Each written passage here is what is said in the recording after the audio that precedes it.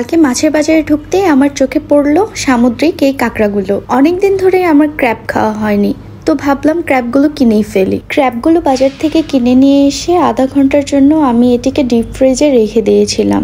এবার ফুটন্ত গরম পানিতে কিছুটা লবণ দিয়ে আমি ক্র্যাবগুলোকে 15 মিনিট ধরে বয়েল করে নিলাম। বয়েল করার পর ক্র্যাবগুলোর কালার চেঞ্জ হয়ে যখন অরেঞ্জ কালার হয়, এটি দেখতে আমার খুব ভালো লাগে। আসলে ক্র্যাব কাটার ঝামেলাটা অনেক কষ্ট করে সব ক্র্যাবগুলো সুন্দর করে কেটে ধুয়ে পরিষ্কার করে নিয়েছি। আসলে আজকে আমি কাঁকড়ার ঝাল বানাবো। সব ক্র্যাবগুলো পরিষ্কার করতে আমার প্রায় 1 ঘন্টার মতো সময় লেগে গিয়েছিল। চাইলে কাঁকড়ার উপরের খোলসটি রেখে দেওয়া যায়, কিন্তু আমি উপরের খোলসটি ফেলে দিচ্ছি। যারা কাঁকড়া রান্নায় বিগিনার্স, আমার এই ভিডিওটি দেখে অবশ্যই তারা অনেক কিছু শিখতে পারবে। আসলে আমি যখন প্রথমবার কাঁকড়া রান্না করি, আমি অনেক ভিডিও দেখে কাঁকড়া সঠিকভাবে পরিষ্কার করার নিয়মটি শিখেছিলাম। ক্র্যাবগুলো অনেক সুন্দর করে ধুতে হবে যাতে কোনো প্রকার কোনো ময়লা না থাকে। এরপর একটি হাতুড়ি দিয়ে আমি কাঁকড়ার পাগুলোকে ফাটিয়ে নিচ্ছিলাম যাতে রান্নার সময় মশলাগুলো ভালোভাবে ঢুকে যায়। এরপর আমি কাঁকড়াগুলোকে একটু হলুদ, একটু লবণ ও সরিষার তেল দিয়ে সুন্দর করে ম্যারিনেট করে আধা ঘন্টার জন্য রেখে দিয়েছিলাম। আসলে ম্যারিনেট করে রাখলে মশলাগুলো কাঁকড়ার মধ্যে খুব সুন্দর করে ঢুকে যায়, আর কাঁকড়াগুলোর মধ্যে যত মশলা ভালোভাবে ঢুকবে খেতে তত বেশি মজা লাগবে। এরপর চুলা অন করে আমি একটি কড়াইয়ে তেল দিয়ে নিলাম।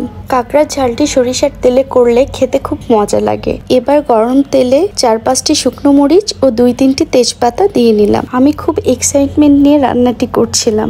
এবার পেঁয়াজ কুচি দিয়ে দিলাম। পেঁয়াজ কুচি ব্রাউন হওয়া পর্যন্ত অপেক্ষা করব। এরই মধ্যে খাচ্ছিলাম আমি আমার ডেইলি বেসিসে খাওয়া স্মুদিটি। আসলে এই স্মুদিটি আমার অনেক পছন্দের একটি স্মুদি। আসলে পেঁয়াজগুলো এরকম ব্রাউন কালার হয়ে আসার পর সেটিতে আদা রসুন বাটা অ্যাড করতে হবে। আমি 2 চামচ আদা রসুন বাটা অ্যাড করছি। আসলে আদা রসুন বাটা অ্যাড করার পর কিছুক্ষণ নাড়তে হবে। যখন আদা রসুন বাটার কাঁচা গন্ধ চলে যাবে, তখন ঝালের গুঁড়ো, হলুদের গুঁড়ো, ধনে গুঁড়ো ও জিরে গুঁড়ো অ্যাড করে কিছুক্ষণ নাড়ার পরে পানি দিয়ে দিতে হবে।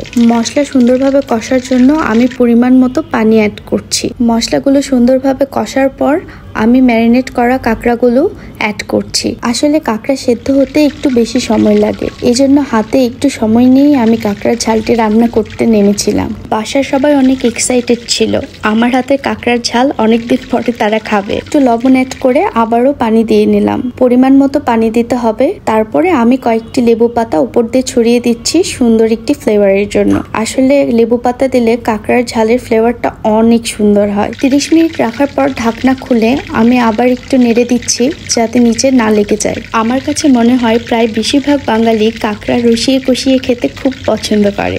10 মিনিট আবারও নাড়ার পর হয়ে গেল আমার গরম গরম ধোয়া ওঠা মজাদার কাঁকড়ার ঝাল। আমি এখন এটিকে টেস্ট করে দেখব কেমন হয়েছে আমার কাঁকড়ার ঝাল। এটি খাওয়ার পরে আমি এখন মার্কিং করব।